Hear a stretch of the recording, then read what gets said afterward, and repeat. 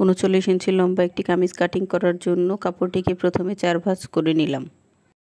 এরপরে শোল্ডার 6 ইঞ্চি, বগলের ডিপ 6 ইঞ্চি দিয়ে বডি, কোমর ও হিপের মেজারমেন্ট অনুযায়ী মেপে দাগ কেটে নিলাম।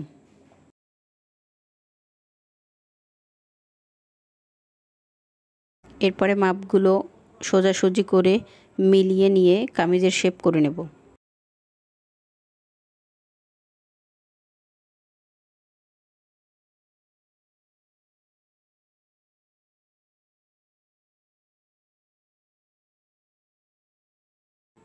কামিজের শেপে নিয়ে পরে কামিজটি কেটে নেব।